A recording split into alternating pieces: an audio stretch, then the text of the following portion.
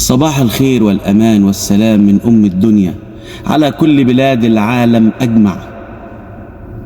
كل بلاد العالم التي تعشق مصر وبتحب مصر على رأسنا من فوق. أي حد بيكره مصر حاقد غاشم مغلول عنده حقد من داخله من ناحية مصر، يعني هندعي له بالهداية. عزيزي السوري اللي أنا شفت له فيديو، وانا مش عارف الحقيقه اسم حضرتك ايه، ولكن دي رساله انا بوجهها لك من شخص مصري. عايز اقول لك ان انا يعني انا صوتي ده مش انا لوحدي، مش يعني ده صوت مصر. اعتبر ان الكلام اللي انا بقوله لك ده صوت مصر، وان كان يعني قدري لا يصل الى هذه المرحله، ولكن حاول ان انت تعتبر ان الكلام اللي انا هقوله لك ده صوت مصر الحر. عزيزي السوري الجميل الحر، أنت هنا في هذه البلد محدش متجمل عليك، محدش متفضل عليك، هذه بلدك. ربنا قال في كتابه العزيز: ادخلوا مصر بسلام آمنين. أي حد حاقد نكرة حشرة حاقد حاسد مغلول يكتب لك يقول لك مصر للمصريين، ما تسمعلوش. دول رعاع، انا بعتبر ان دول رعاع همج.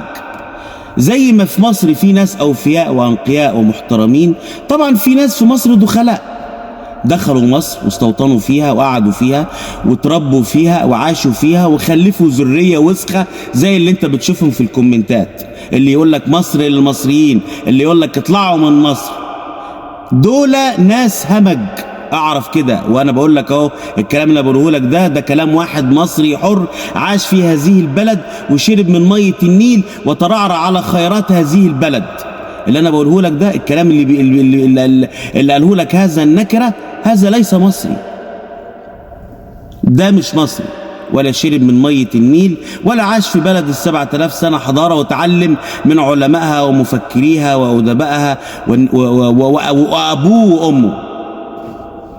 اللي يقول لك اطلعوا من البلد، مصر للمصريين، عمر ما في مصري وطني حر يقول هذه الكلمة. اللي يقول هذه الكلمة تعرف ان هو رعاع دخلوا مصر زي ما قلت لحضرتك، استوطنوا فيها وربوا دي الذرية، دي خلفتهم العار. على رأي ستي الله يرحمها لما كانت بتقول الخلفة العار تجيب لأهلها النعيلة، اهو ده خلفة عار وجاب لأهله النعيلة. اطلعوا من مصر، مصر للمصريين، لا، مصر لكل العالم. ما كانوش سموها أم الدنيا، هم سموها أم الدنيا ليه يا جلنف؟ ليه؟ لأن مصر أم الدنيا أم الدنيا، أم كل العالم. مفيش حد يدخل مصر ويعيش فيها وحد يتفضل عليه ويقول له الكلام اللي انت بتقوله. دي الرسالة الأولى لأخويا السوري. الرسالة الثانية لأخويا الصومالي اللي طالع بيقول لا تروحوا مصر يا زول، هناك ياخدوا كمنيتك، ياخدوا عفشتك، ياخدوا بخشتك، يفضوك، يعملوك في مصر هناك شغالين هناك، ياخدوك يركبوا الميكروباص، تركب الميكروباص يدوا لك حقنه، لا تاخد حقنه، اطلع على الصيدليه خد الحقنه، هذه الحقنه ممكن تغمرك وبعد كده ياخدوك يتاجروا باعضائك. ليه يا روح امك؟ وانت فين هنا؟ في فيلم هاتشت؟ فاكر نفس امك فين هنا مع فيكتور كراولي ومايكل مايرز؟ انتم غير مرحب بيكم في مصر. والكلام اللي انا بقوله لك ده برضو مش كنايه عني انا لوحدي، لا، ده كنايه عن 100 مليون مصري. ليه؟ لان انتم سفهاء، انتم ناس يعني انا مش فاهم المخ بتاعكم، انتم شالوه وحطوا مكانه حاجه كده، يعني ينقى قولي ولفظي ان انا اقولها لكم.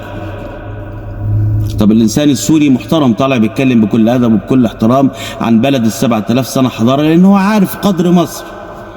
انت تجهل بقدر مصر، احنا نعرفك بقى قدر مصر ايه.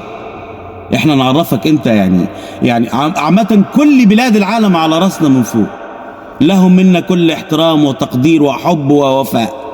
ولكن لما انا ادخل على صفحه حضرتك وانت بتسب مصر وبتطلع مصر ان هم تجار اعضاء، وبتطلع الناس اللي بيروحوا مصر، اوعوا تروحوا مصر، لو رحتوا مصر هياخدوكم يدوكم حقنه، ياخدوا عفشتك، ياخدوا كمونتك، ياخدوا ايه انا في ايه؟ مخك فين انت؟ ولا الناس والكومنتات بقى يا زول، ايوه معاك حق يا زول، كانوا هياخدوني، واحده كاتبه له كده في الكومنتات، يا زول كانوا هياخدوني بس انا هربت. هياخدوا منك ايه يا اختي؟ هياخدوا منك ايه يا روح امك انت؟ هياخدوا منك ايه لو مسكوك المصريين؟ يعني ما هيسيبوا هياخدوكم انتوا؟ اذا كان المستمع عاقل فلا مش عارف، لابد ان يكون المتحدث مجنون ولا مش فاهم في ايه. بصراحه انتوا لخبطتوني، انتوا لخبطتوني. اما بالنسبه للاخوه المصريين، او اعتقد ان هم يعني زي ما انا قلت في بدايه حديثي ان هم يعني ناس همج خونه. مفيش حد يا حبيبي مصري يقول لحد اطلع بره البلد دي، هو مش في بيت امك، هو مش في بيتك. وحتى لو كان في بيتك لك واجب الضيافه والاحترام والادب والاخلاق. بلادي وان جارت علي عزيزه، واهلي وان ضنوا علي كرام. الشعب السوري العربي الحر، انتوا على راسنا من فوق، مكانكم في مصر محفوظ ومكانكم على راسنا. احنا بره البلد وانتوا جواها، احنا خارج هذه البلاد وانتوا جواها، مكانكم على راسنا. كل الحب ليكم، كل المودة لأخلاقكم العالية واحترامكم. أنا بصراحة مش عارف أقول لك إيه يعني اللي كان منزل الفيديو، ولكن يعني يا رب الرسالة بتاعتي توصل لك وتعرف إن مصر بلد السلام والمحبة والأمان والمودة، فاتحة دراعها للجميع، علشان كده سموها أم الدنيا.